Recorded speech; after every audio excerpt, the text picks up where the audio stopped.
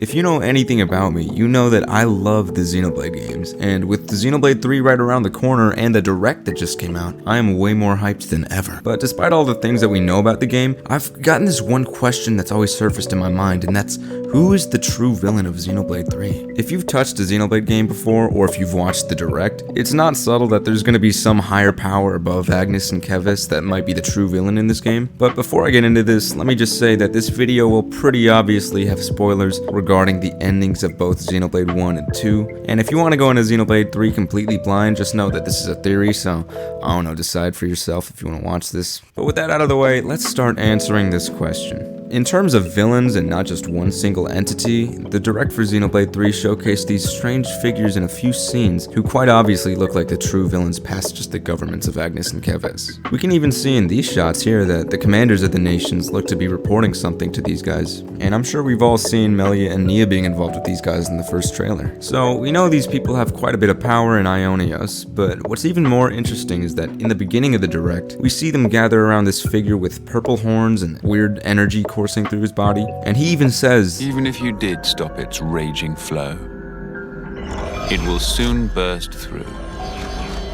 Well then, let us see how far the flow brings them this time." I'm pretty sure that this flow he speaks of is the passage of fate, and later on in the trailer we even see another guy say that it is fate.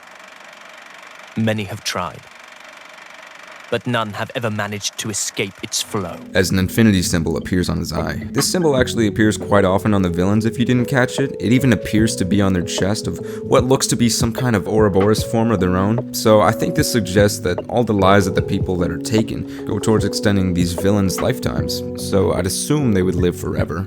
I mean, that's what infinity is, right? Yeah. This must be what the passage of fate is foretelling in this game, and no one can break it. The only destiny of Ionios could be that this cycle just repeats, with more people being birthed and then dying to ensure immortality for the villains, which is pretty similar to the cycle of life and death in Xenoblade 1 on the Bionis. So maybe the true villain above all these villains is someone in control of destiny, or someone who holds a Monado. I think it'd be pretty obvious that the true villain of Xenoblade 3 could be from Xenoblade 1 or 2, and my first guess was the Trinity processor.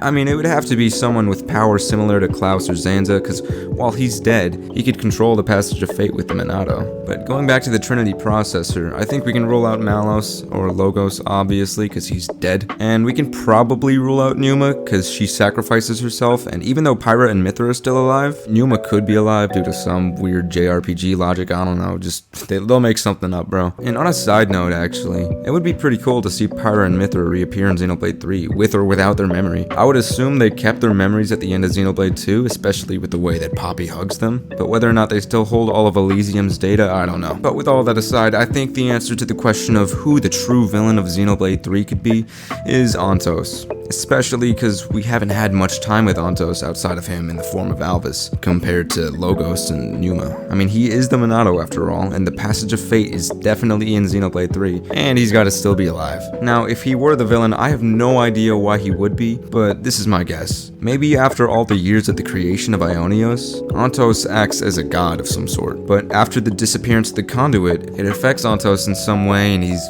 like gonna die, or he's weakened, or some weird reason, I don't know. So he then finds a way to try to ensure himself immortality by taking the people's lives and adding that to his lifespan, making him immortal and ultimately corrupted with power. And even though Shulk made Ionios as a world without gods, I think it's safe to say that after what we've already seen with Ionios being in such a terrible state and just constantly war-ridden, Ontos as well as the people have kind of ditched that notion. So yeah, that's my theory on who I think the real enemy in Xenoblade 3 is. I literally thought of the backstory in like 10 minutes, but I don't really care so much about that. I'm just interested in seeing who the true villain is. But with all that said, remember to like this video and subscribe if you're new here, because Harvard studies show that people subscribe to me are the coolest people ever, you know?